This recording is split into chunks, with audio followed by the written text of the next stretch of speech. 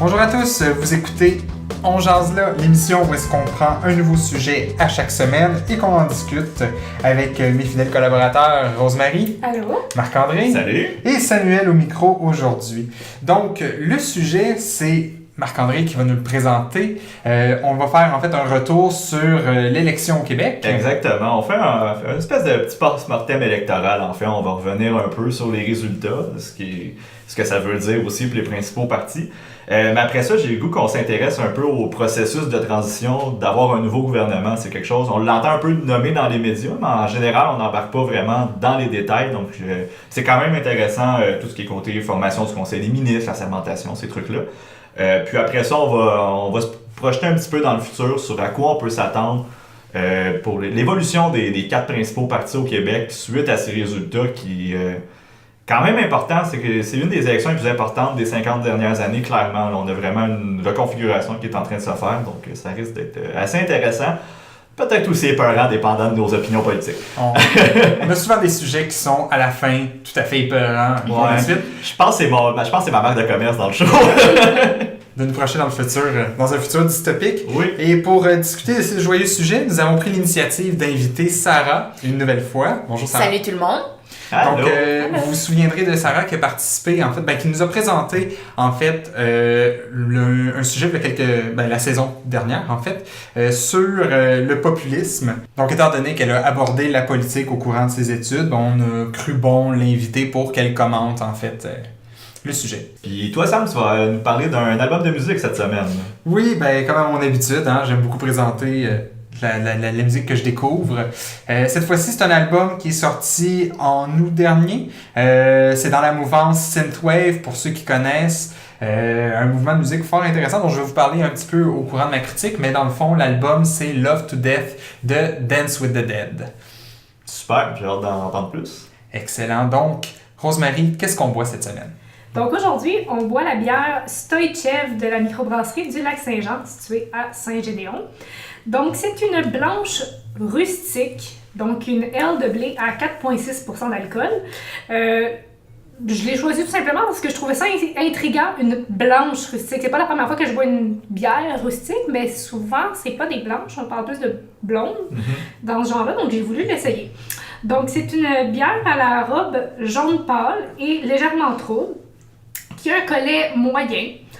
Au nez, on sent vraiment des notes de blé, puis un petit peu d'épices.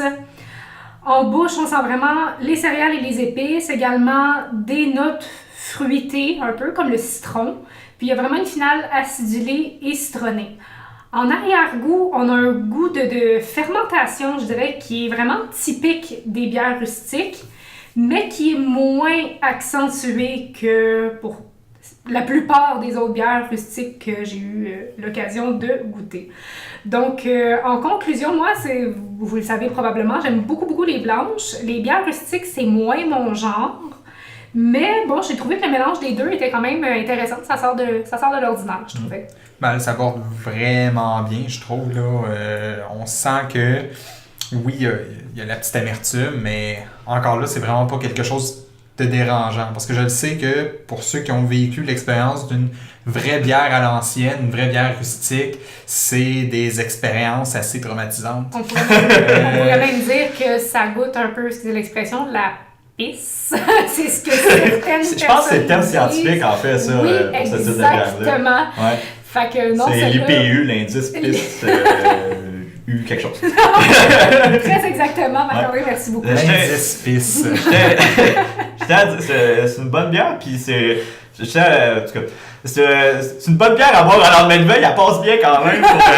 J'étais un peu appréhensif de boire de la bière en faisant cette émission, puis elle se boit très bien malgré. C'est pas super, mais 4,6%, c'est pas trop rock'n'roll. Puis le goût est juste parfait. Elle est vraiment légère, puis sincèrement, elle est très pétillante. Moi, je la verrais comme une bière d'été sur une terrasse très fraîche. Ça me fait penser, l'effervescence me fait un peu penser aux bières type Berliner Weisse, qui sont des bières d'été par excellence. Là. Fait que oui, je suis d'accord avec toi. Pas dans le goût, là, ça goûte pas la Berliner Weisse, mais effectivement, l'effervescence de type de bière d'été, oui, ça fonctionne, en effet. Donc, c'était la Stoïchev de la microbrasserie du Lac-Saint-Jean. Mais merci, Rosemary. Ça fait plaisir. Donc, nous allons passer, avant de passer au sujet principal, nous avons une petite surprise. Clarence nous revient cette semaine avec une chronique directement de la Pologne. Donc, on vous fait écouter ça, puis on vous revient tout de suite après.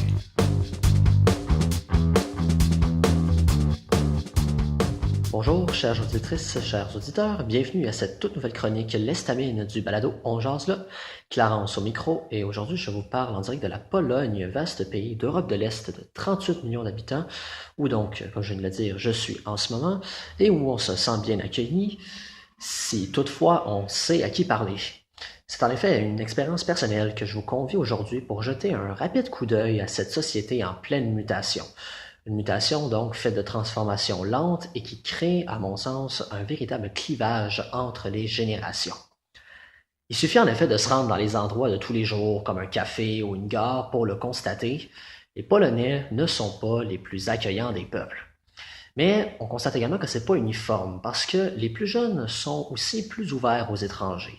Ils ont une curiosité qui n'est pas feinte, même s'il faut pousser un petit peu pour l'attiser. Les plus vieux, en revanche, sont aussi plus réfractaires au contact avec autrui et ils ne sont pas aussi affables que leur progéniture. Pour tout dire, quand on connaît leur histoire, on s'y attend. La génération précédente ayant connu l'ère du communisme, une telle différence dans le comportement s'explique assez facilement. Mais si, aujourd'hui, ça se fait sentir autant, 30 ans après la chute du rideau de fer, on est amené à se demander si ça dissimule autre chose. Parce qu'il suffit aujourd'hui de s'attarder à l'actualité récente pour constater avec quelle virulence cette différence devient idéologique dans l'espace public et politique. Le parti au pouvoir, le parti Droit et Justice, qui est orienté à droite, a multiplié les offensives contre sa jeunesse dans le cadre d'enjeux d'actualité, notamment l'accès à l'avortement. À 2 reprises, en 2016 et en 2018, le gouvernement, de concert avec l'Église, a soumis à l'étude un projet de loi interdisant l'avortement, peu importe la situation. Ce qui a suscité la grogne des plus jeunes, naturellement, et, comme on peut s'en douter, surtout des femmes. Mais quand on sait qu'en 1956, le régime communiste a légalisé l'avortement pour une 40aine d'années et que ça a ébranlé la démographie et la tradition catholique polonaise, un lien s'impose de lui-même. L'avortement aurait sa place dans le traumatisme générationnel engendré par la période communiste. Et on se rend compte en fait que tout est une question de rapport à l'histoire. Et, en la matière, le gouvernement polonais n'y va vraiment pas de main morte. En avril dernier, il a dû en effet reculer sur l'adoption d'une loi interdisant à quiconque d'attribuer à la nation polonaise la responsabilité ou ne fût-ce qu'une participation à l'Holocauste de la Seconde Guerre mondiale. Une telle accusation, selon le texte de loi, valait au coupable 3 ans de prison. Les seules personnes qui étaient exemptées de cette sanction-là, c'étaient les auteurs de travaux artistiques et scientifiques. C'est une tentative de réécriture de l'histoire qui étonne beaucoup lorsqu'on sait qu'en Allemagne, les cours sur l'histoire de la Seconde Guerre mondiale donnés aux plus jeunes font l'objet d'une attention très minutieuse. Là où les Allemands font preuve d'une grande humilité dans leur rapport à l'histoire, le gouvernement polonais en privilégie plutôt une vision manichéenne qui les lave de tout soupçon. C'est dire si la politique se répercute concrètement et sensiblement sur le quotidien dans ce cas-ci. Il semble en effet que les idéaux ignorés de la jeunesse polonaise contribuent à la morosité ambiante du pays. De même qu'elle explique le clivage entre 2 générations dont on se demande même si elles se parlent. La plus vieille entretient un rapport complexe avec le passé, et la jeunesse, loin de s'y arrêter, prend plutôt la voie du progressisme. Est-ce que ça s'explique par le fait que ce progressisme laisse l'impression de s'acoquiner paradoxalement avec le régime communiste du siècle dernier? La mémoire traumatique que les plus âgés en entretiennent, avec raison, semble en tout cas motiver des décisions politiques plus conservatrices, orientées vers la préservation d'une image traditionnelle et homogène de la nation. Est-ce que c'est à dire qu'on voit ce progressisme-là comme une trahison de la part de la jeunesse?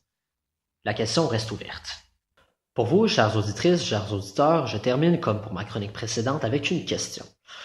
On sort actuellement d'une des élections les plus longues de l'histoire du Québec, et même si cet exercice-là est assez fastidieux, il excite souvent le cynisme politique, naturellement, mais il est aussi l'occasion de prendre le pouls de ce que pense la nation.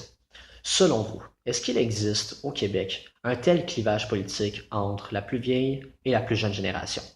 Je vous renvoie à mes comparses de l'autre côté de l'Atlantique pour alimenter la discussion. Et voilà, c'est tout le temps que j'ai. Je vous remercie pour votre écoute. Je vous rappelle également que le contenu des chroniques de l'Estamine, de même que du contenu exclusif, se trouve sur le blog du même nom. Donc, si vous voulez un autre regard sur les pays que je visite, une seule adresse, lestamine.wordpress.com. Merci à vous tous et à la prochaine! Donc, on remercie Clarence de sa chronique. Puis, pour sa question, est-ce qu'il y a quelqu'un qui veut se mouiller? Ben, je trouve que ça nous fait un très bon segue sur notre sujet principal de la semaine. On n'a pas encore exactement... on ne sait pas dans quelle mesure nécessairement les jeunes ont voté différemment des plus vieux, mais je pense qu'on peut s'attendre qu'il y ait une différence. J'ai pas l'impression qu'il y a beaucoup de personnes de notre génération nécessairement qui ont voté pour la CAQ. On voit la percée de Québec solidaire, c'est dans les centres universitaires où quand en fait tu vas à l'université, tu peux faire le choix de voter dans la circonscription où tes parents habitent, donc ton adresse qui peut être ton adresse principale, ou de voter dans la circonscription où où tu vas à l'université ou au cégep, puis on regarde les résultats de QS, toutes les percées qu'ils ont faites, c'est dans des coins universitaires justement. Je pense que c'est pas anodin non plus, fait que c'est sûr qu'il y a une différence, je pense, marquée entre les générations dans ce vote-ci. Oui, ben je pense que, j'ai pas les chiffres exacts avec moi, là, mais chez les 18, 34, 35 ans, je sais pas exactement, c'est au-dessus de 30% quand même des jeunes qui avaient des intentions de vote envers QS. Oui, ben il y a eu 2 sondages extrêmement contradictoires sur le support des jeunes envers les partis. Le premier disait que c'était le Parti libéral puis la CAQ qui étaient les 2 premiers avec une majorité des votes quand on séparait les deux ensemble, puis QS à genre 9%. Ce qui fait aucun sens. Puis l'autre ensuite était plus en ligne avec les sondages récents. C'est quand même une question qui est posée relativement fréquemment. Puis c'était plus en ligne avec ce qu'on avait vu dans les dernières années, c'est-à-dire QS vraiment qui domine justement entre 25-30%, libéral deuxième. Puis là, la CAQ qui avait surpassé le PQ, ce qui était plus la surprise à ce niveau-là, mais pas une si grosse surprise non plus. On parle beaucoup de clivage générationnel. Moi, je pense qu'au Québec, on se retrouve plus avec des clivages qui sont beaucoup plus marqués selon l'endroit où est-ce que tu habites. Étant donné que c'est une région qui est très étendue, ben, les communautés s'éloignant les unes des autres vivent des réalités qui sont très différentes. Puis c'est là qu'on va vraiment voir une différence. Mais comme on voit que la CAQ a beaucoup dominé la banlieue montréalaise, alors que le Parti libéral est toujours resté sur l'île de Montréal puis un peu autour de Laval, on voit que vraiment c'est localisé puis qu'on suit des tendances que ça fait longtemps, comme le Parti québécois pénétrait moins la ville de Montréal que le Parti libéral. Ouais. Le dossier, en fait, il y avait eu un dossier dans l'actualité justement qui faisait le parallèle entre les indicateurs socio-économiques de certaines circonscriptions pour voir comment est-ce que ça allait jouer sur le vote des électeurs dans ces circonscriptions-là. Puis ce qu'il disait, c'est qu'il y avait beaucoup de circonscriptions qui ont eu une régression, en fait, une diminution, pas de qualité, mais en fait de moins bons indicateurs socio-économiques. Donc la qualité de vie, admettons, avait diminué. Puis il regardait, puis on n'a pas fait la corrélation vraiment avec les résultats, mais je pense que Marc-André l'a fait un peu. Ce serait de voir est-ce que ces circonscriptions-là se sont tournées vers la CAQ justement dans le besoin de changement parce que justement ils ont vu une dégradation de leur qualité de vie. J'ai pas pris de note là-dessus, mais effectivement je l'avais vu, j'avais juste été au coup d'œil en fait, puis ce qu'on voit justement c'est que les places où le vote a changé, que ce soit vers QS ou vers la CAQ, c'était celle justement où il y avait une certaine dégradation, mais c'était celle aussi qui s'était le plus améliorée, étrangement dans certains cas. Puis c'est drôle parce qu'on voit que c'est dans le top 5 ou quelque chose comme ça des circonscriptions qui sont le plus améliorées dans les 20 dernières années. Je pense qu'il y en a 3 qui c'est QS, qui l'étaient avant l'élection de la semaine dernière ou sinon qui ont viré justement la semaine passée. Puis as-tu les noms de ces circonscriptions-là? Rapidement comme ça, je pense que c'est Gouin, Mercier, okay. Plus à Montréal, évidemment. Taschereau. C'était-tu Taschereau? Je pense que c'était Taschereau, enfin. Mais c'est ça, que Montréal, Québec, qui avait plus ressorti. Mais sinon, c'est sûr que pour revenir à ce que Clarence nous disait, on est loin d'avoir des enjeux aussi clivants, si c'est un mot, qu'en Pologne. Je pense qu'à ce niveau-là, on est quand même chanceux. Je veux dire, je pense que même au sommet du débat de la question nationale, ça n'a jamais été aussi intense que ce l'est en ce moment en Pologne. Donc, on est quand même chanceux à ce niveau-là. Je pense qu'on l'a été, mais justement, il y a un peu une espèce d'écœurantite de la part d'une grande partie de la population par rapport à la question nationale, justement.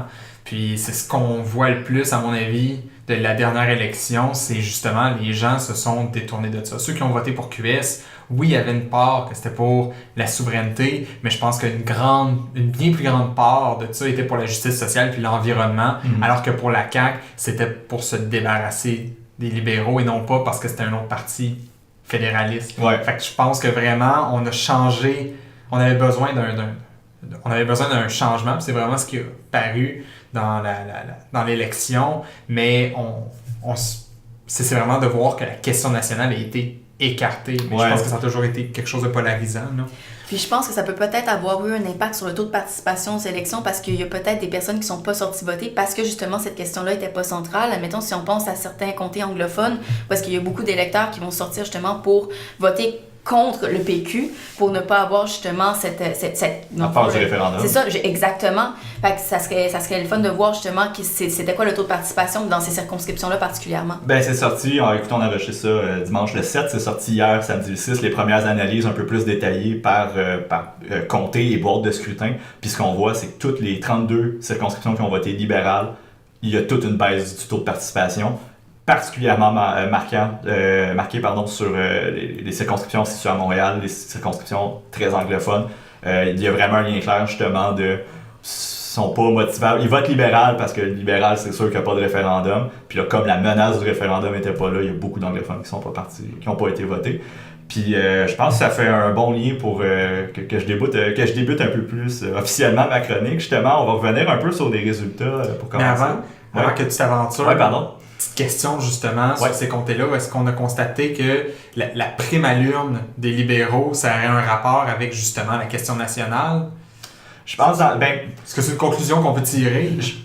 Il est encore trop tôt pour se prononcer, mais je pense qu'effectivement, ça viendrait expliquer la prime à l'urne que les libéraux ont depuis les 50 dernières années. Il y a un lien logique qui est là, j'ai pas vu de chiffres, j'ai pas vu d'analyse encore là-dessus, mais mon gars dit de politologue, c'est ça qu'il me dit. C'est sûr que c'est pas parce que les anglophones sont pas allés voter qu'il n'y a pas eu de prime à l'urne, parce qu'ils votaient, ces circonscriptions-là étaient libérales anyway.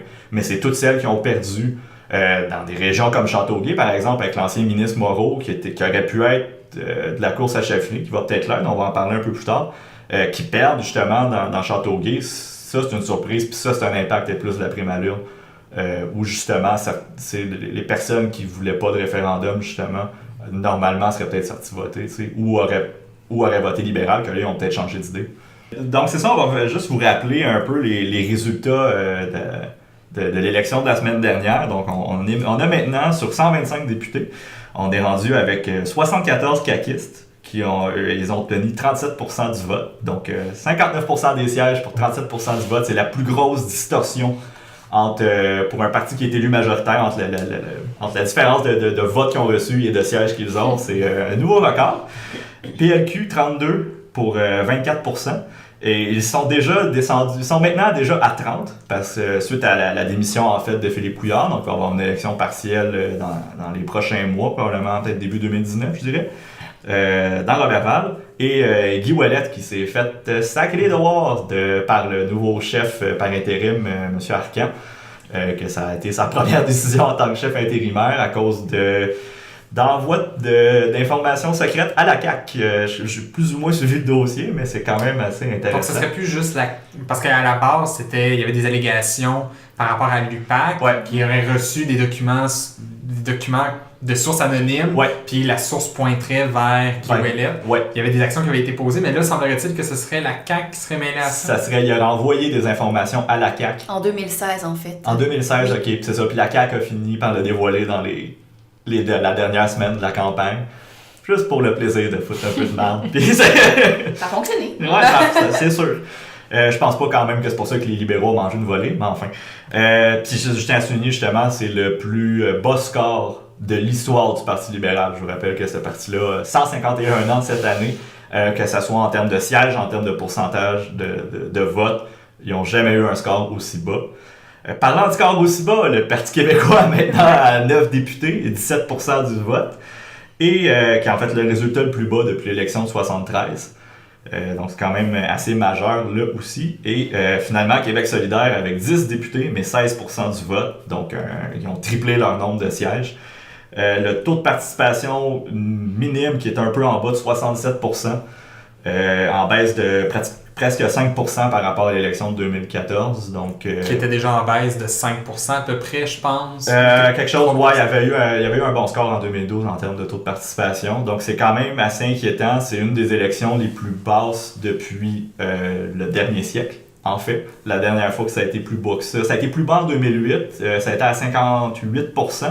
Mais tu sais, on avait eu l'élection, il y avait une élection en 2007 où les libéraux avaient fini minoritaires.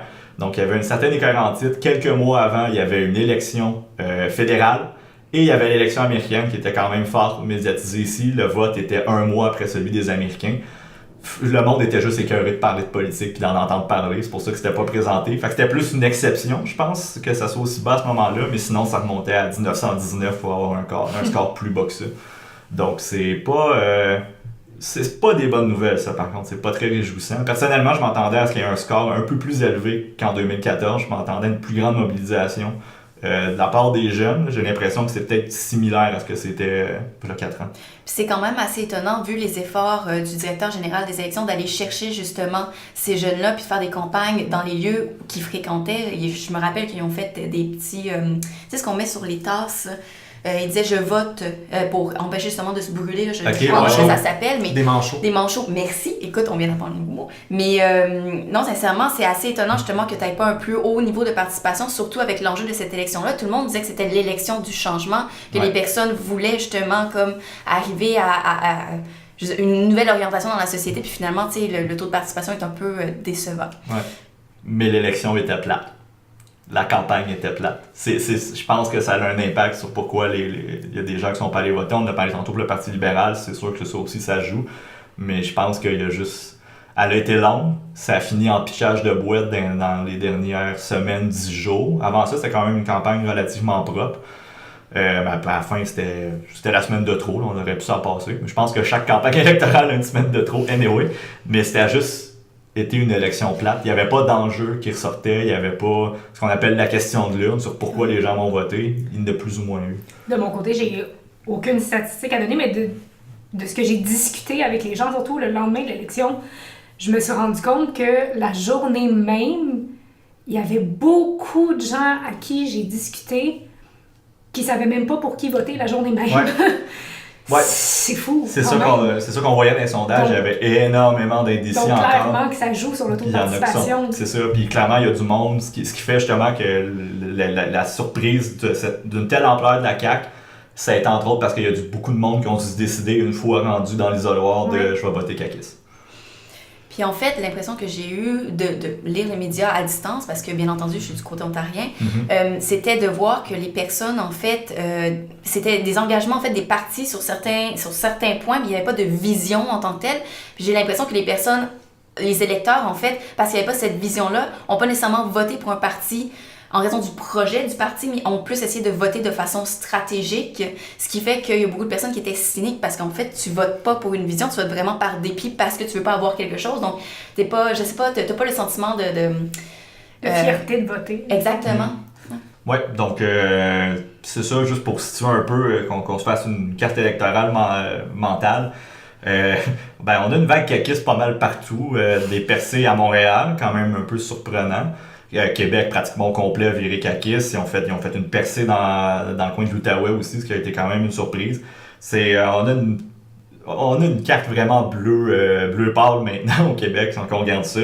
Les libéraux qui restent seulement pratiquement juste à Montréal puis à Laval, il y a une couple de circonscriptions ici et là, une à Québec, deux en Outaouais, mais sinon c'est vraiment Montréal et Laval. Puis ce qui est intéressant, c'est que habituellement, Laval peut être un peu baromètre, va se promener un peu. Sam et Rose, la circonscription où vous vivez, était la dernière circonscription baromètre depuis 80, si je ne me trompe pas, qu'il votait toujours du bord des gagnants. Et là, par quelques voix, c'est le libéral qui a gagné. Très peu. On regardait les élections, puis presque toute la soirée, c'est la CAQ qui menait, puis dernière minute. Ouais, ça a fini libéral. Ouais, ça a fini libéral. Puis donc là, maintenant, on n'a plus de circonscription baromètre au Québec. C'est quand même...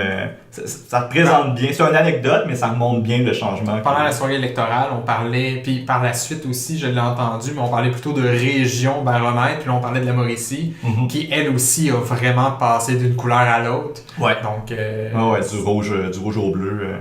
Bleu pâle. Bleu pâle, ouais, on va être précis. Non, c'est ça, il n'y a pas grand-chose qui a passé bleu. Le bleu qu'on est plus habitué de voir, le bleu péquiste, qui n'est plus représenté à Montréal, là où le parti est né, qui est majoritairement dans l'est du Québec, Côte-Nord, Gaspésie. Quelques circonscriptions de candidats vedettes, on pense à Véronique Yvon à Joliette ou à Catherine Fournier sur la rive sud de Montréal. Mais c'est tout, c'est ça qui reste du PQ, c'est rendu un parti de région, pratiquement. Puis cela, sans nécessairement avoir une grande... Je veux dire, oui, il y a eu une fonte des votes pour le PQ, mais on parle quand même de quelques points de pourcentage. Puis c'est vraiment là que c'est le plus fascinant, c'est de voir à quel point notre système fait en sorte que la courbe n'est pas linéaire. Ce n'est pas parce que tu as plus de votes que tu vas avoir plus de sièges. Non. C'est vraiment selon où les gens votent puis comment la tendance se produit. Exactement. Le PQ a ce qu'on appelle un vote extrêmement payant parce que s'il avait augmenté son pourcentage de vote passant de 17 à peut-être 20-21, il aurait défoncé le 20 sièges ou il aurait été autour de ça. Ça monte extrêmement rapidement. Puis les libéraux, à l'inverse, l'ont pas du tout. Les libéraux, il y a 3 élections dans l'histoire du Québec moderne où ils ont eu plus de votes en pourcentage, mais moins de sièges. Puis ça a donné des gouvernements majoritaires. C'est vraiment un vote qui est extrêmement concentré dans les régions, dans l'ouest de l'île de Montréal, par exemple, ou maintenant à Laval. Pour les projections de sièges basées sur les sondages qui n'ont pas été si bons que ça, finalement, ce qu'on voyait, c'est que les libéraux auraient possiblement pu... Ils auraient pu gagner avec 3% du vote de plus que les caquistes, mais les caquistes auraient quand même pu former le gouvernement. C'est quand même une bonne marge, 3%, c'est énorme, donc pas un vote très payant à ce niveau-là. Puis finalement, Québec solidaire, qui est l'autre grand gagnant de la soirée, malgré 10 sièges, mais qui dans leur cas est énorme, donc 6 circonscriptions à Montréal, on quitte Montréal, donc Sherbrooke, 2 circonscriptions à Québec et Rouyn-Noranda, quand même, ça revient un peu à ce que je disais au début. C'est la campagne sur les campus universitaires qui a vraiment fait la différence, qui a fait qu'il y a beaucoup de jeunes qui ont dû voter à Sherbrooke, à Rouyn. Mais encore là, on voit un certain clivage qui se dessine centre urbain ou universitaire, dans le cas de Rouyn-Noranda, versus les régions pour la CAQ. Donc il y a ce clivage-là qui est beaucoup plus présent qu'avant, je pense qu'il est vraiment qui est clair, qui est vraiment clair. Mais je pense que aussi QS a su viser... en fait, cibler sa clientèle électorale, aller chercher en fait le vote là où est-ce qu'il peut compter, alors que aux yeux des autres, ça reste encore un parti, un tiers parti. C'est quand même frappant de voir son score doubler depuis la dernière élection. Puis visiblement, ça a apparu sur les sièges, ce qui est une bonne chose, mais je pense qu'encore aujourd'hui, les gens ont de la difficulté à donner de la crédibilité à ce parti-là parce que... Je pense que ça va être un de leurs défis pour les prochains 4 ans, mais je pense déjà là, il y a un petit changement à ce niveau-là. Je pense qu'on les voit plus crédibles qu'ils l'étaient avant. Définitivement. Ouais. Ah, puis c'est ça, je voulais juste mentionner aussi que ça se peut que les résultats changent un peu parce qu'il y a 2 processus pour des recomptages judiciaires à Gaspé ou aux îles de la Madeleine. 2 cas un peu louches où il manquait, dans le cas de Gaspé surtout, où il y avait dans une des boîtes de scrutin, il y avait uniquement des votes libéraux. Et là, il y a des personnes qui votaient dans cette boîte-là qui ont contacté le PQ pour dire c'est parce que nous autres, on a voté pour vous. Ça a donné un score extrêmement serré. Donc peut-être que les péquistes vont aller chercher un siège de plus. Mais peut-être qu'ils vont en perdre un aussi aux îles de la Madeleine, où là, c'est une situation un peu similaire, mais du côté libéral, donc qui manquerait, qui avait en fait un certain laxisme en termes de supervision des votes puis tout ça, du comptage des voix. Donc ça va être à suivre. Donc le PQ pourrait terminer à 8, 9 ou 10 sièges. S'ils terminent à 10, ça va les aider pour leur morale de au moins ils ont autant de sièges que QS, mais ils vont passer en avant d'eux vu qu'ils ont 1% de plus de votes dans ce qui est justement de le positionnement dans l'Assemblée nationale et tout ça. Donc c'est les dernières courses vraiment qui restent à suivre, qu'on devrait savoir probablement dans les prochains jours en fait que ça va sortir.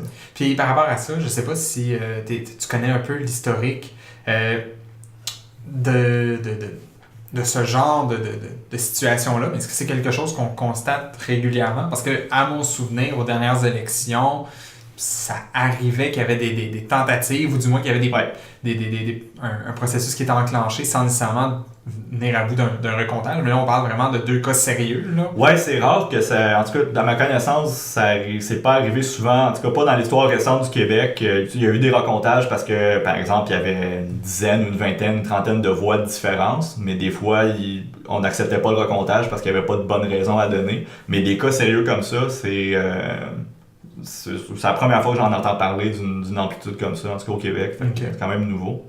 Maintenant, j'ai voulu vous parler en fait tout ce qui est le processus de transition. Donc, on a un gouvernement sortant, on a un gouvernement en attente. C'est ça, comme je disais dans l'introduction, c'est quelque chose qu'on entend plus ou moins parler dans les médias. On le mentionne de nom, on vient pas l'expliquer. C'est quand même assez intéressant. Donc, en ce moment, une des grosses préoccupations du nouveau premier ministre, c'est de nommer ce qu'on appelle le staff politique. Donc, c'est toutes les personnes qui vont être dans les ministères pour faire le lien entre le politique et la fonction publique. La CAQ, là où ça va être différent de ce qu'on a connu dans les 50 dernières années, c'est que c'est la première fois qu'ils sont au pouvoir, c'est la première fois qu'ils forment un gouvernement. Ils n'ont pas tant de staff politique que ça. Tandis que là où les péquistes et les libéraux avaient des réserves, où c'était un processus quand même, oui, il y a des centaines de personnes à nommer, c'est quand même beaucoup, mais qu'il y avait une bonne banque de candidats, disons, à nommer.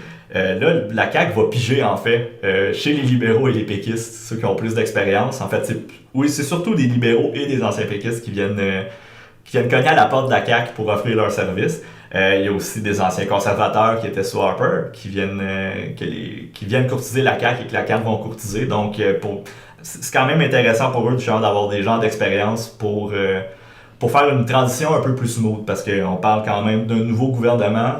Il y a 3 personnes en ce moment chez la CAQ dans les députés qui ont déjà été ministres, incluant M. Legault. Donc, il n'y a pas beaucoup d'expérience à ce niveau-là. La courbe d'apprentissage va être assez raide. Donc, elle va être épaulée de personnes qui ont un peu d'expérience. Ça va beaucoup les aider. Je trouve ça intéressant comment est-ce que le concept de la coalition Avenir Québec, qui était justement de ne pas avoir une orientation politique, mais de vraiment être un rassemblement de plusieurs idéologies, va peut-être se représenter au niveau comme de des hauts fonctionnaires de la fonction publique, justement, parce que comme tu dis, ça vient du PQ, ça vient du Parti libéral, ça vient du Parti conservateur. Donc, est-ce qu'on va avoir cette diversité-là aussi, puis un renouveau aussi au sein de la fonction publique, ou du moins au haut niveau des fonctionnaires? C'est assez intéressant à étudier. Ça va être intéressant. Les geeks politiques intenses vont surveiller les nominations pour les postes de sous-ministres, les postes vraiment élevés dans la fonction publique dans les prochains mois, je pense. Puis là, c'est ça, je veux vous rappeler que techniquement, ce n'est pas parce que M. Legault a eu plus de votes qu'il devient premier ministre. C'est le lieutenant-gouverneur qui décide, qui choisit en fait M. Legault pour être premier ministre par tradition, par coutume, vu que c'est lui le chef du parti qui a eu le plus de sièges. Mais c'est pas une loi, c'est pas écrit, c'est juste une tradition. Donc, techniquement, le lieutenant-gouverneur pourrait faire autrement, mais il serait dans la merde puis il perdrait sa job. Puis pour avoir suivi quelques cours de droit constitutionnel, ça s'appelle une convention constitutionnelle, c'est-à-dire que c'est tellement devenu une tradition ancrée qu'en fait, tu peux pas aller à l'encontre. C'est une loi non écrite, ouais. Exactement. Puis j'ai un petit quiz pour vous. Quel est le nom du lieutenant-gouverneur du Québec? Je vous rappelle, c'est techniquement le chef de l'État québécois, c'est lui. C'est un homme, je vous donne un indice. Mais... Pierre... Non. Aucune idée. Sarah, je vois que tu réfléchis. Je sais qu'il y a eu un changement il y a 2 ans. Changement mais j'ai complètement oublié son nom. C'est Michel Doyon. Et voilà, Bien si sûr. quelqu'un le savait, je donne 2 morceaux de robot. Même moi, je le savais pas. Qu'est-ce que tu faisais dans la vie? T'as le droit de me poser une autre C'est question. pas un ancien académique. C'est Peut-être. un historien. Je l'ai lu il y a 2 jours, puis j'ai tellement pas trouvé intéressant que je m'en souviens pas. Mais enfin, donc 2 morceaux de robot, c'est nos auditeurs le savaient. C'est fort. Maintenant, la vraie tâche qui pour M. Legault pour les prochaines semaines, puis ce qui occupe le plus clair de son temps, c'est la formation du Conseil des ministres. Donc, c'est de nommer les différents ministres qui vont être ministres, justement, qui vont être à la tête des ministères. Puis c'est une tâche qui n'est pas facile. Tout d'abord, il y a 74 députés. C'est énorme. Ça fait beaucoup de personnes qui espèrent être nommées, qui souhaitent être nommées. Donc, ça fait des égos à gérer. Puis surtout que M. Legault pense réduire le nombre de ministres. On était à 28 sous le gouvernement Couillard. Là, je m'attends peut-être autour de 24 ou 25. En tant que tel, dire ça, c'est une mesure un peu populiste. C'est juste pour dire, regardez, on commence déjà à réduire les dépenses, mais ce que ça te peut faire, un petit conseil des ministres, c'est que la job reste la même. C'est juste qu'elle est moins splittée entre les ministres. Fait qu'ils vont travailler plus, puis ils vont être moins concentrés sur les détails. Fait que tu vas pas nécessairement avoir un meilleur travail au final. Puis, on s'entend que 4, 5, 6 ministres de moins, c'est 100 quelques mille par année, c'est 150 000 par année. C'est pas ça qui fait une différence sur un budget de plusieurs dizaines de milliards au Québec, t'sais. Fait que ça, je m'attends à ce que je m'attends à ce que ça ressorte, mais ouais, c'est une mesure un peu populiste. Fiez-vous pas à ça, qu'il y ait 28 ministres ou 25 ou 20. On est peut-être mis à 28, ou autour de ça, enfin. Aussi, M. Legault a dit que le Conseil des ministres serait paritaire. Heureusement pour lui, il y a quand même beaucoup de femmes caquistes qui ont été élues, donc il y a du choix. Il n'y aura pas de trade-off de compétences pour nommer une femme, loin de là. Mais c'est sûr que ça complique ses choix, ça complique à quoi il doit penser. Il faut aussi qu'il nomme quelqu'un pour représenter chaque région administrative du Québec. Il y a 17 régions administratives au Québec, je vous rappelle. Donc, encore là, ça vient limiter les choix dans qui il peut nommer. Ça sera pas des choix faciles. Il y a des gens, clairement, qui vont être en attente. Donc, qui seront pas dans ce premier conseil des ministres, mais qui éventuellement, peut-être à mi-mandat environ, il va y avoir un remaniement, il va y avoir des changements. Puis là, ces personnes-là vont être en attente. Quelqu'un comme Yuri Chassin de l'Institut économique de Montréal ne sera probablement pas dans le premier conseil des ministres, mais il va être en attente pour le deuxième. S'il s'est présenté, c'est pas pour gagner. C'est quand même un candidat vedette. Quelques noms qui assurément vont ressortir, si vous voulez surveiller ça un peu. On parle de François Bonnardel, qui était à l'ADQ depuis 2007, qui a suivi le Legault assez rapidement. Christian Dubé, qui avait été élu en 2014, qui était resté à peine 7 ou 8 mois, qui était parti parce que, il était pas au gouvernement, il était caquiste, il était dans la deuxième opposition officielle. Et puis là, il s'est représenté cette année et il a gagné. C'est le genre de truc un peu frustrant, ça, qu'il y a eu une élection partielle parce qu'il était parti, puis là, il voyait bien qu'il y avait plus de chances d'être député cette fois-ci, puis d'être ministre surtout. Donc clairement, il va se faire ouvrir un poste, puis lui, il a été VP de la Caisse de dépôt et placement du Québec, donc je doute pas de sa compétence, mais c'est un peu opportuniste. Très opportuniste, ouais. Il y a M. Roberge aussi qui serait un très bon... je veux dire, il était déjà député sous la CAQ durant le dernier mandat. Et sincèrement, il était le critique, si je me rappelle bien, en matière d'éducation. Il provient du milieu de l'éducation, donc peut-être qu'il va être nominé au niveau du poste du ministre de l'Éducation. Oui, puis là, c'est de voir est-ce que les caquistes vont garder 2 ministères d'éducation séparés, donc un pour primaire, secondaire et l'autre pour l'éducation supérieure. Est-ce qu'il y aurait plus en un qu'à l'autre? Ou est-ce qu'ils vont faire comme ça a déjà été fait par le passé et refusionner les ministères? Les postes de ministre, ça va être à suivre, mais effectivement, lui, c'est pas mal rassuré qu'il va être ministre. Ou un troisième pour la maternelle 4 ans. Ah, un troisième, juste pour la maternelle 4 ans. Je pense que ça va être le dossier le plus chaud. Ouais. On va scraper un des ministères. On va scraper l'éducation supérieure pour avoir maternelle 4 ans.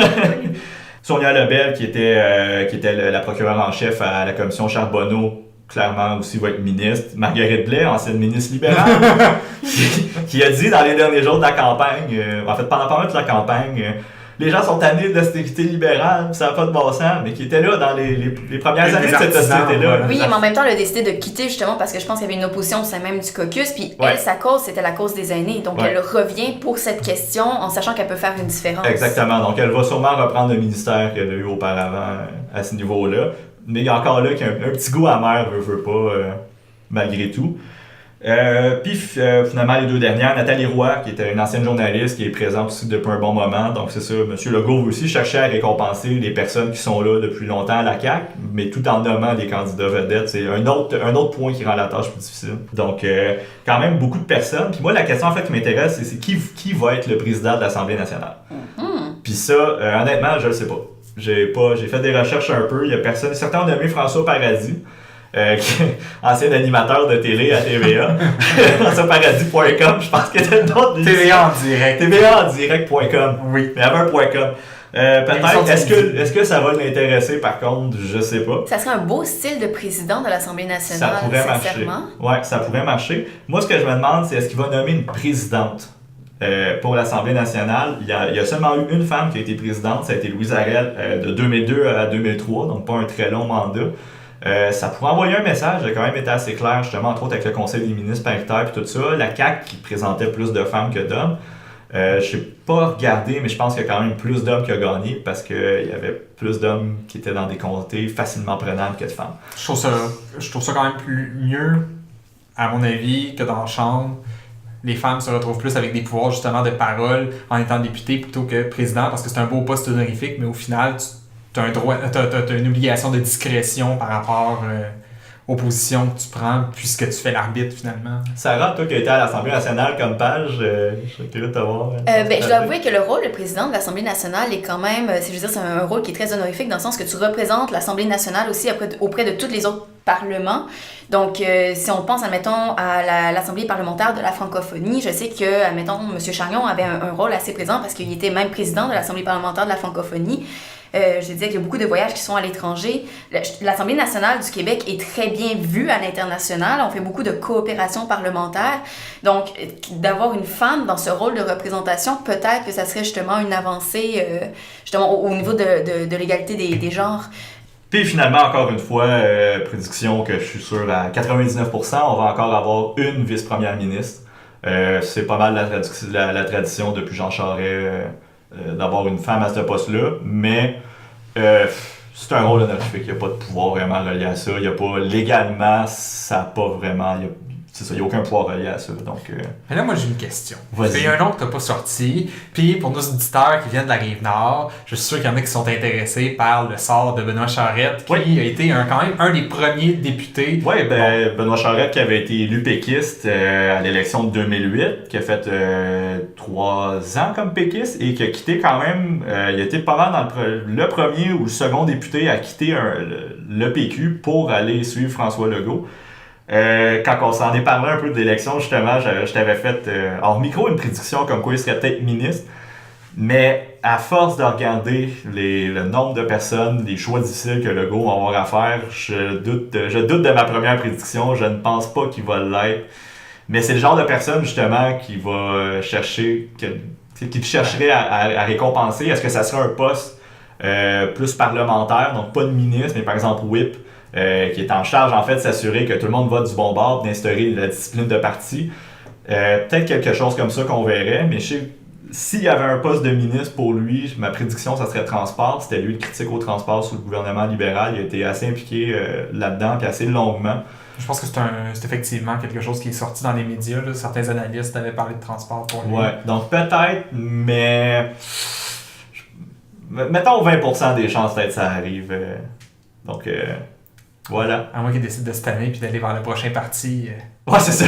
À ce temps qu'il est au pouvoir puis je pense qu'il va rester là. Je pense qu'il va faire son 4 ans avec la CAQ. Je suis pas trop inquiet. On l'espère. Et ensuite, c'est un long processus quand même. Tout ça, c'est dans 2 semaines et demie que ça se fait. Et finalement, pour arriver à la segmentation. Donc, c'est là que les nouveaux députés vont prendre la place. Donc, on ressort le lieutenant-gouverneur des Boulamites pour faire la segmentation des nouveaux députés, la segmentation des ministres, du premier ministre. Et donc, probablement dans la semaine du 15 octobre que ça va se faire, vu que M. Legault est en Arménie pour le sommet de la francophonie toute la semaine. Puis c'est à ce moment-là réellement qu'on change de gouvernement. Donc, techniquement, tant que ça n'arrive pas, le premier ministre, c'est encore Philippe Couillard. Les ministres, c'est encore les mêmes qu'on a actuellement, les ministres libéraux. Ils ont eu probablement peut-être 2 max conseils des ministres encore qui vont faire pour des dernières décisions plus de routine. Des fois nommer 1 ou 2 petits amis avant de partir. C'est ça, je vous laisse exprimer votre cynisme par vous-même. qui est justifié, qui est très justifié. On s'entend. Mais c'est ça, c'est vraiment à ce moment-là que là, on va changer de gouvernement et que François Legault va être premier ministre pour de vrai. Et là, ça amène à une question quand même aussi qui va être intéressante, c'est est-ce que le PQ et Québec solidaire vont être reconnus officiellement comme parti à l'Assemblée?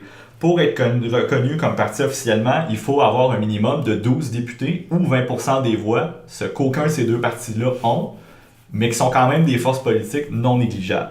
Il y a des discussions en ce moment qui se font pour qu'il y ait un vote, en fait, pour les reconnaître tous les deux comme parti officiel. Je pense pas qu'il va y avoir un qui l'aurait puis pas l'autre. C'est trop, ils ont trop les mêmes résultats. Là. C'est sensiblement la même chose.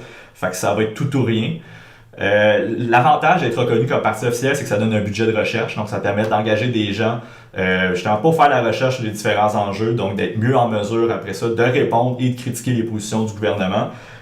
Surtout, ça donne plus de temps de parole pour questionner le premier ministre, pour questionner les ministres, le gouvernement. Donc c'est vraiment pas négligeable d'avoir ce statut-là. Québec solidaire avait obtenu en 2008, quand Amir Kadir avait été élu la première fois, les libéraux et l'ensemble du Parlement avaient été bons joueurs et avaient donné ça. Ce qui est quand même intéressant. Donc c'est là qu'on voit, imaginez la politique américaine, à quel point c'est polarisé puis tout ça, on verrait jamais quelque chose de ce genre-là si ça existait. Ici, on voit que oui, on était plus polarisé qu'avant, mais il y a encore ce côté-là un peu plus fair play qui est présent. Puis ça a été aussi la situation en fait de l'ADQ aussi en 2008. Il y avait eu une entente qui avait été adoptée. C'est par consensus en fait que ça se fait entre les partis. Donc il y a le bureau de l'Assemblée nationale où est-ce qu'il y a des députés qui siègent pour prendre ce genre de décision.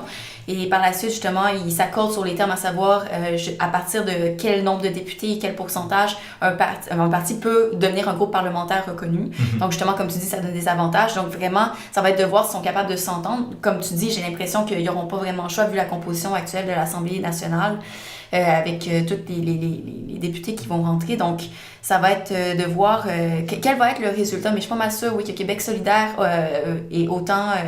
je veux dire, le PQ vont se faire reconnaître en tant que groupe parlementaire. Ils n'auront pas le choix. Je le souhaite en tout cas, parce que sinon ça serait un peu mauvais pour notre démocratie, parce que il n'y a pas tant de différence que ça sur beaucoup d'enjeux entre les libéraux et la CAQ. Je ne m'attends pas à ce qu'il y ait beaucoup d'ostinades ces questions économiques. Il va y en avoir de façade, parce que c'est leur rôle en tant qu'opposition officielle. Mais quand Manon Massé dit que l'opposition officielle à Québec, ça va être le QS, elle n'a pas totalement tort. Et eux autres, ils risquent plus de jouer le rôle de chien de garde que les libéraux. Surtout maintenant, à 10 députés, ils vont avoir plus d'opportunités de le faire. Puis ce qui est absolument embarrassant aussi, c'est le fait que ces deux forces politiques-là se retrouvent avec plus de voix que l'opposition officielle. Les deux combinés ensemble, Parti québécois et QS, se retrouvent avec représentent 32% de la population selon les votes. Ouais. Mais le pouvoir de l'opposition, si tu me permets l'expression, appartient quand même. Ouais, mais ils sont pas ensemble. Ils sont pas... Sans être ensemble, ils sont peut-être plus en mesure, à mon avis, surtout quand on compare leur plateforme, du moins ce qu'ils présentaient pour la dernière élection, ils sont beaucoup plus en mesure de d'être en accord sur différents enjeux puis de pouvoir justement débattre versus les libéraux.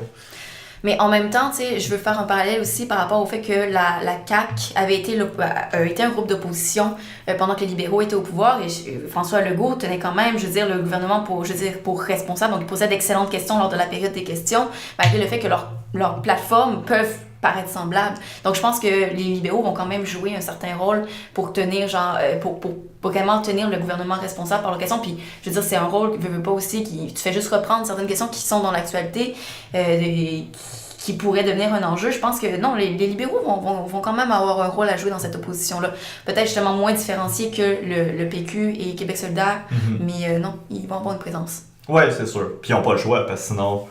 C'est quoi la pertinence qu'ils soient là, tu sais, quand on va voter dans 4 ans, pourquoi quelqu'un voterait libéral s'il n'aime pas la CAQ, si les libéraux ne changent jamais ce qui se passe. Donc c'est sûr que ça va se faire, mais je pense que ça va être plus marqué, disons, la différence Québec solidaire CAQ que libéral CAQ. C'est que quand on prend des enjeux sur lesquels ils vont mieux s'entendre, la pression ne sera pas mise dans ce sens-là, puis elle va être mise ailleurs, ce qui est vraiment dommage, parce que peut-être que justement, les autres forces politiques auraient mis du temps sur, par exemple, ces questions-là qui font consensus pour les deux partis, mais étant donné leur rôle tiers, ben, ils se retrouvent négligés. Puis cet enjeu-là est complètement évacué. Là. Ben, peut-être pas entièrement, mais peut-être qu'il va être justement débattu de façon plus superficielle. Exactement. Puis finalement, la prochaine étape pour l'automne, c'est quand est-ce que l'Assemblée nationale va resiéger à nouveau. Monsieur Legault... un peu fidèle à lui-même, n'a pas été particulièrement clair là-dessus. On pourrait peut-être s'attendre à ce qu'il y ait 1 ou 2 séances avant les fêtes pour déposer des premiers projets de loi tranquilles un peu. Mais je pense que le vrai retour va être en janvier. À ce moment-là, ça prend quand même du temps à s'installer comme nouveau gouvernement, surtout vu que c'est la première fois qu'ils sont au gouvernement. Il va peut-être avoir un mini-budget à l'automne. Donc, le budget principal sera toujours dans le coin de mars-avril, où là, vraiment, c'est qu'est-ce qui se passe pour la prochaine année fiscale, puis c'est là qu'il y a les grosses dépenses. Il va peut-être avoir un mini-budget pour commencer à mettre certaines mesures un peu moins coûteuses en place tranquillement, donc réallouer des fonds un peu. Mais encore là, M. Legault ne savait pas encore s'il allait faire ça. Il est en réflexion là-dessus. Je trouve qu'une ou 2 sessions au mois de décembre, mais peut-être un peu tard, j'ai l'impression que ça va peut-être être plus à la fin du mois de novembre, surtout que M. Legault, j'imagine, veut commencer à mettre en place ces mesures, donc de faire ça le plus rapidement possible. D'après moi, j'imagine qu'il va essayer de je m'excuse du terme francophone, mais surfer en ce moment sur le momentum. Donc je pense que ça va arriver plus tôt que ce qu'on pense, en fin novembre. Ah, peut-être. Ouais. Moi, j'ai l'impression qu'il va peut-être prendre plus le temps de s'installer pour partir comme du monde. Parce que la CAQ n'aura pas vraiment de lune de miel, je pense. Il y a pas... Y a-tu vraiment tant de monde que ça qui ont voté CAQ convaincus? En se disant, comme s'ils votaient pour un projet de société, comme s'ils votaient vraiment... Ils ont voté CAQ parce que c'était pas les libéraux. Je pense pour beaucoup de gens, ça a été ça. C'est ce qui explique le changement qu'on n'a pas vu venir dans les sondages d'une CAQ aussi forte. Fait que je pense qu'il n'y aura pas beaucoup de patience pour de l'amateurisme puis des mesures non populaires, puis tout ça. Puis c'est ça le problème de la CAQ, c'est qu'ils vont faire des erreurs de débutants. C'est normal, ils n'ont jamais été au gouvernement. Mais j'ai l'impression que ça va pas beaucoup pardonner, comme Justin Trudeau, qui a une lune de miel assez longue quand même, pas loin de 2 ans, malgré pas mal de gaffes par moment. J'ai pas l'impression que la CAQ va avoir ça. Fait que peut-être qu'ils vont prendre le temps de mieux s'installer justement avant de partir. Personnellement, c'est ce que je ferais. Puis ils ont du temps. Ils ont 4 ans majoritaires. Ils n'ont pas à être pressés de partir de la course un peu trop vite. T'sais. Ça, puis parlant de vers où on s'en va, ce qui va être intéressant aussi, c'est le Parti libéral. Donc, comme je disais au début, c'est la plus grosse déchirure de leur histoire. Là, il y a un nouveau chef intérimaire. Je pense qu'ils vont prendre leur temps avant de voter pour un nouveau chef, peut-être jusqu'à 2 ans, avant vraiment qu'il y ait le prochain chef. Puis ce qui va être intéressant en fait de suivre les libéraux, c'est est-ce qu'ils vont se repositionner sur l'échiquier gauche-droite. Je ne serais pas surpris de voir les libéraux aller un peu plus à gauche, dépendamment comment la CAQ va gouverner.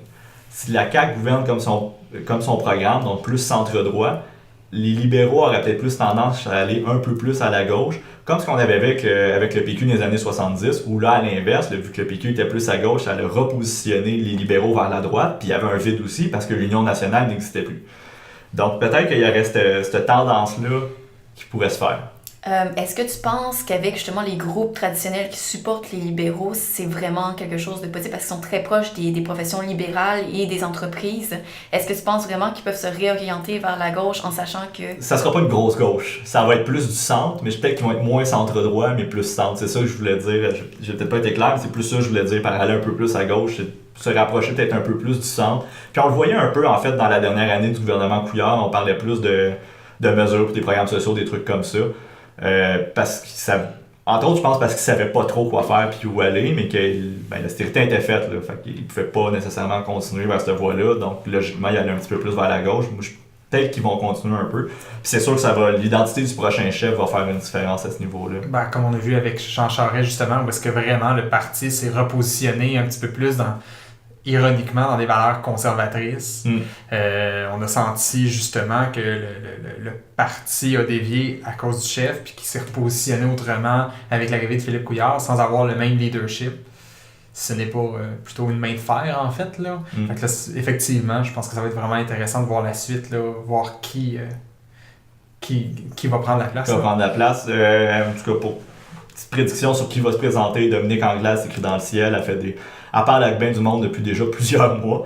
J'aurais dit Pierre Moreau, mais là, vu qu'il n'a pas été réélu, puis qu'il représente aussi beaucoup la Charest, je pense qu'il ne se présentera pas finalement. Il y a quand même la circonscription de Roberval qui va être en jeu avec des élections partielles. Donc, ouais, ma prédiction, ça va virer CAQ. Je pense que les Roberval votaient surtout libéral parce que c'était le premier ministre qui était là. Là, je pense qu'ils vont voter du bord du pouvoir. Puis le temps, je m'attends à ce que ça vire du côté de Robertval. Oui, mais la raison pour laquelle j'ai dit ça, c'est que dans le fond, M. Moreau pourrait très bien décider de se présenter dans la circonscription de Robertval s'il est intéressé par la chefferie. Je serais surpris. Okay. Je serais très surpris que ça arrive. Puis là, la grosse question, le PQ. Comment on se relève d'une dégelée comme ça? Ça sera pas facile. Ça va être intéressant de voir qui va être chef intérimaire. On va le savoir seulement le 17 novembre que les députés vont... Et les anciens députés et tous les candidats et les députés élus, les 9 ou 10 ou 8 qui restent, on saura bientôt savoir qui va être chef intérimaire, parce que le chef intérimaire, traditionnellement, ne se présentera pas pour être chef.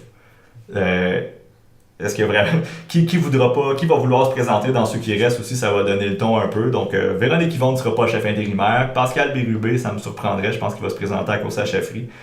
Peut-être Sylvain Gaudreau, qui, si je ne me trompe pas, avait fait ce rôle-là entre PKP et Élysée.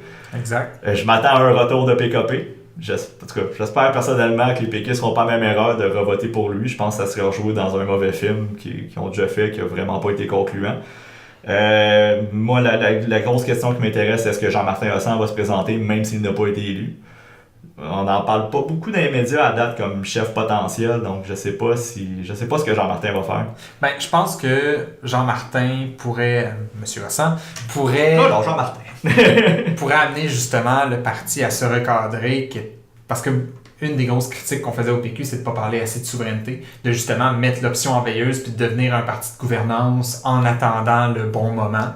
Alors que si le Parti québécois décide justement de s'aligner plus de l'autre côté puis de remplir le vide en fait que ON a laissé dans une certaine mesure, parce qu'on parle vraiment de souveraineté puis que ça devient le but principal, je pense que Hossan justement l'opportunité de prendre cette place-là puis de le faire de façon pragmatique, un peu comme en tant que bon héritier de Parizeau. Exactement, puis justement, je serais pas surpris de voir les péquistes retourner à une affirmation beaucoup plus claire d'indépendance. Parce que là, on l'a vu, on le voyait déjà, mais là, c'est très clair. Avec la position de l'Élysée de ne pas faire de référendum, il y a beaucoup de monde qui sont partis chez QS, puis il y a beaucoup de monde qui sont partis chez la CAQ pour s'assurer de pas que ça soit pas les libéraux. C'est ça l'exode des votes péquistes, c'est majoritairement pour ça qu'ils ont eu une dégelée comme celle-là.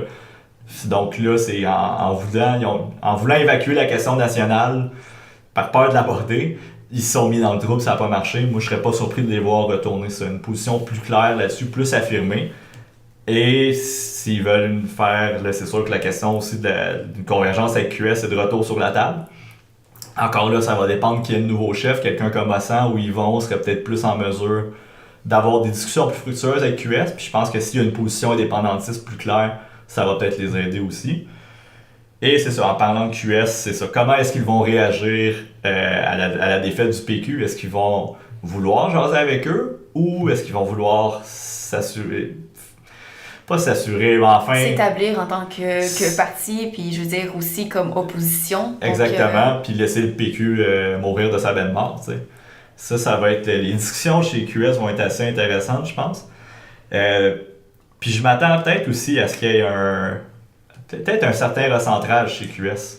Peut-être malgré leur succès à leur échelle, on s'entend de la dernière élection, ils vont attirer des nouvelles personnes, des nouveaux membres, qui normalement n'étaient peut-être pas aussi à gauche que le parti l'a été dans les 10 dernières années. Je serais pas surpris de les voir devenir un peu plus modérés sur certaines mesures, entre autres pour aller chercher des péquistes qui restent, ou sinon, si vraiment il y a plus de discussions, on parle pas de fusion, mais peut-être plus de convergence avec le PQ, je serais pas surpris de les voir être un peu moins... j'aime pas le mot, mais extrêmes sur certaines mesures. Radical, exactement. Donc ça va être assez intéressant de suivre ça, et surtout aussi, QS est un parti qui est gouverné entre guillemets par ses membres. Le Congrès a beaucoup d'importance. Maintenant qu'ils ont 10 députés, qui va avoir un rôle parlementaire plus important qu'avant, à quel point est-ce qu'ils vont réussir à garder ce contact-là avec les membres au profit d'avoir peut-être une organisation un peu plus efficace et en mesure de répondre plus rapidement. Ils le faisaient quand même avec 3 députés, mais je pense que cette tension-là va être plus dure à évacuer maintenant. Puis, justement, ces prédictions-là, je les trouve intéressantes, mais ce que je constate, c'est qu'elles risquent en fait de beaucoup évoluer selon si la proportionnelle mixte Ouais. arrive, en fait, qu'on vienne en parler, puis que c'est quelque chose qui devient réel, parce que visiblement, ce sont tous des partis qui vont être fortement affectés, positivement et négativement, selon les cas. Ouais, totalement. Puis là, le temps file, je m'attendais pas à ce qu'on en jase aussi longtemps. Je vais essayer de rapper ça un peu plus rapidement sur la proportionnelle, mais c'est une question extrêmement intéressante. Juste vous rappeler, la CAQ, le PQ, QS et le Parti vert, super Parti vert, tellement représenté, ont signé un pacte pour introduire une proportionnelle mixte à liste régionale.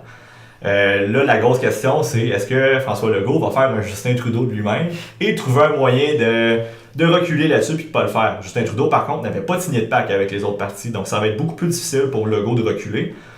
Mais il est quand même majoritaire pendant 4 ans, fait que c'est pas impossible non plus.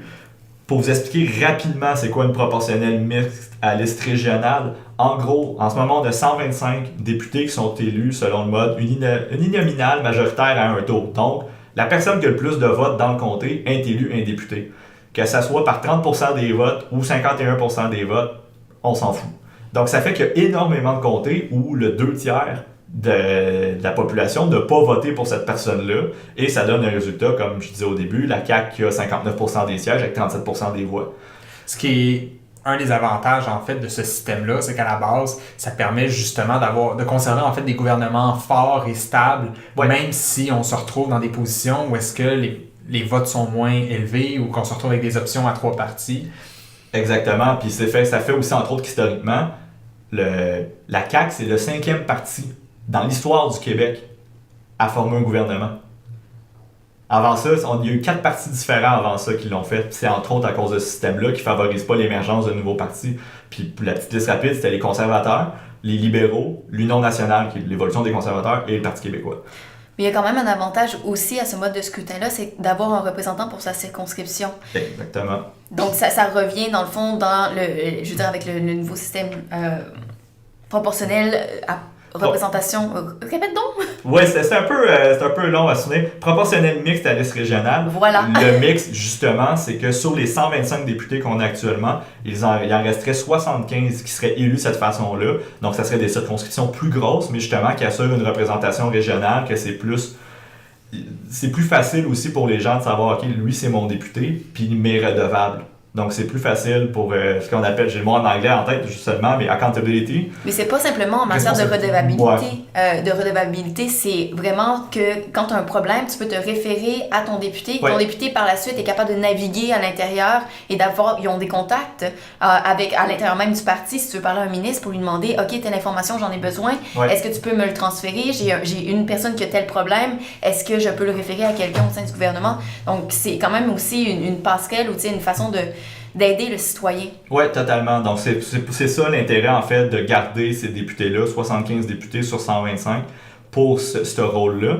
Et, entre autres aussi, pour ce qui est de la partie proportionnelle, donc les 50 autres députés, eux vont être selon une liste, si ça se fait, sur une liste régionale. Il y a 2 systèmes différents pour la proportionnelle qui est fait, c'est que soit c'est pour l'ensemble de l'État, donc l'ensemble du Québec, il y aurait 50 députés. Mais là, en l'ayant à liste régionale, elle n'est pas encore totalement définie, mais il pourrait avoir justement une liste selon les régions administratives, par exemple, où là, il y aurait X nombre de députés qui seraient votés à la proportionnelle selon la région. Donc, par exemple, si, disons, les Laurentides, mettons qu'il y a 5 députés élus à la proportionnelle dans cette région-là, et que la CAQ a 40%, QS 20, ou enfin peu importe les chiffres, ben là on se ramasserait peut-être avec 2 députés caquistes, un solidaire, un péquiste, un libéral par exemple. Bon, pour le faire rapidement.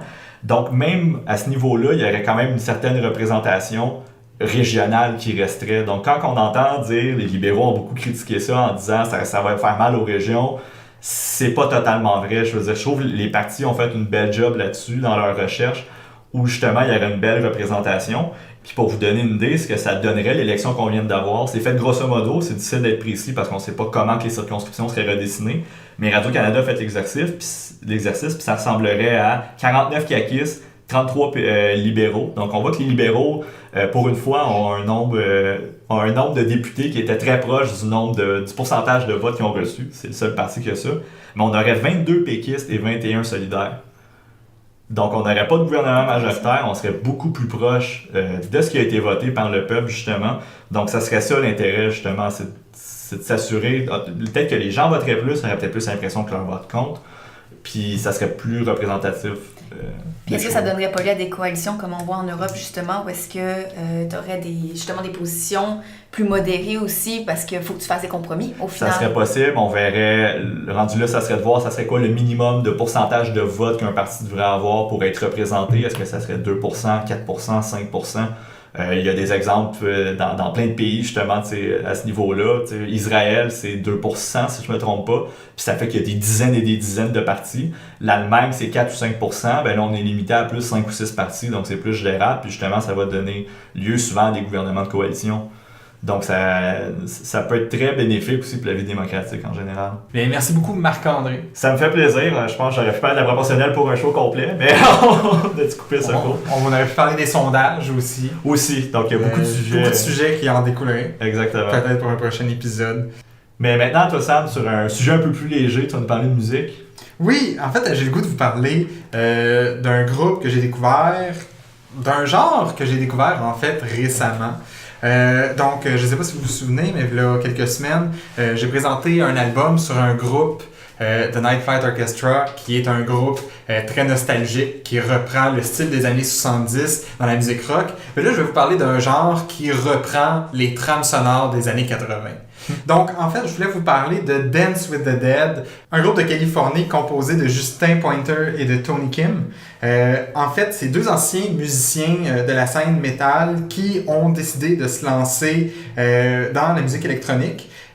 Puis se sont inspirés en fait des trames sonores de John Carpenter, donc connu en fait, bon, lui était réalisateur, mais composait aussi ses trames sonores. Ouais. Puis c'est des trames sonores qui restaient beaucoup en tête. On peut penser au film Halloween, par exemple, l'original. Donc, ce groupe-là, en fait, fait partie de la mouvance Synthwave.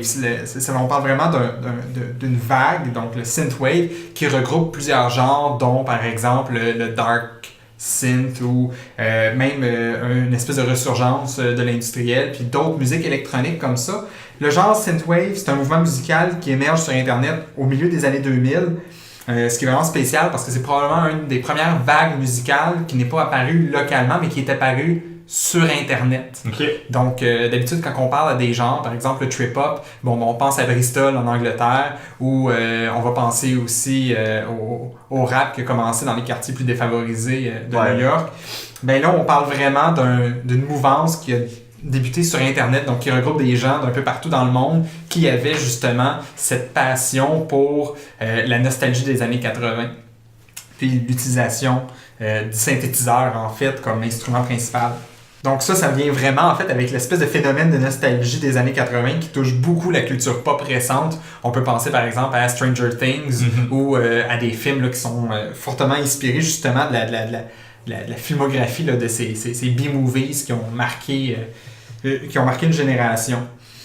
Donc, Dance with the Dead, je pense que vous voyez la référence très claire au film de George Romero. Excusez-moi. Donc, les fameux films de zombies. Ouais. Puis leur dernier album s'appelle Love to Death. Donc, c'est un album qui est sorti cet été.